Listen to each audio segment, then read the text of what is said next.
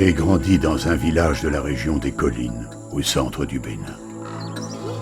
Même si certains jeux aujourd'hui sont les mêmes que ceux de mon enfance, notre vie était bien différente alors. Et je vais vous conter ce qui transforma ma vie, la vie de mon village et de toute ma région.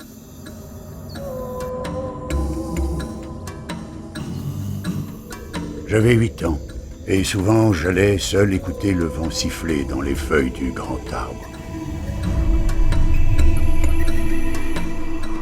Dans le village, on racontait qu'on pouvait aussi entendre les esprits des ancêtres. Si tu tends l'oreille, la voix de la sagesse te guidera et te protégera, disait-on. Un jour, un bruit que je n'avais jamais perçu auparavant retentit dans la brousse.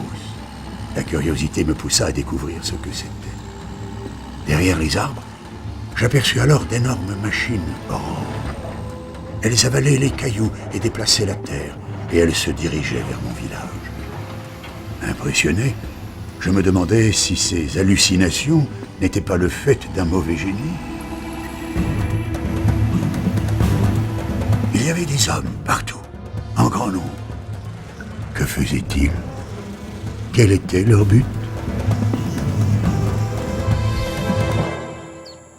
Alors que je m'aventurais toujours plus loin, l'un d'eux me remarqua et me fit un signe. D'abord inquiet, je décidai finalement de lui parler. Je lui dis fièrement que je m'appelais Parfait.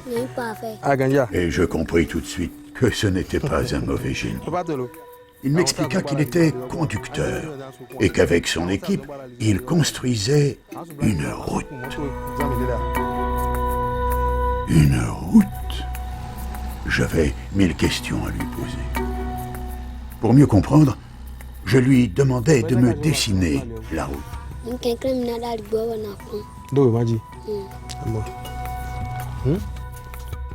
Cette route, me dit-il, va traverser toute la région des collines. Elle va rallier Tchéti à Glazoué en passant par Savalo. Elle passera tout près de ton village, de ton école, de ta maison.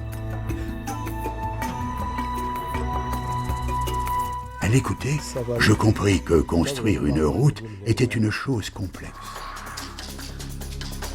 Il faut, tout d'abord, établir le tracé, puis réaliser le terrassement, le compactage de la terre, notre belle terre rouge et ocre, la latérite.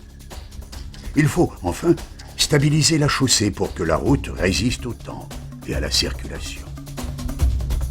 L'homme m'expliqua ensuite que penser une route, c'est aussi penser à préserver son environnement, les cours d'eau, la faune locale.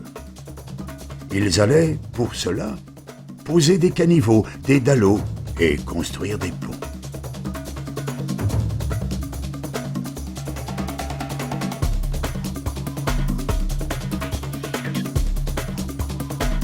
Moi, qui imaginais un mauvais sort jeté sur nos terres et sur les miennes, je m'étais trompé.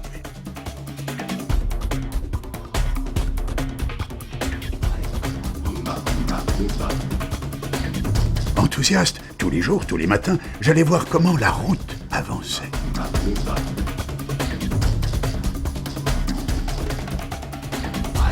À l'école, on nous enseignait le langage de la route pour vivre en harmonie avec elle et éviter ses dangers. J'étais fier de prendre la parole et de transmettre à mes camarades ce que l'homme m'avait appris. Si j'avais compris comment fabriquer une route, la question que je me posais maintenant était de savoir pourquoi. Ce n'est que bien plus tard que j'ai compris ce que ces hommes avaient réalisé. Une route qui nous permet d'aller rapidement d'un lieu à un autre, mais surtout une route qui nous offre l'accès à des services, à des infrastructures désormais incontournables. Si je devais dessiner la route aujourd'hui, je dessinerais des écoles, des hôpitaux, des commerces. Je dessinerai la vie d'hommes, de femmes et d'enfants tournés vers l'avenir.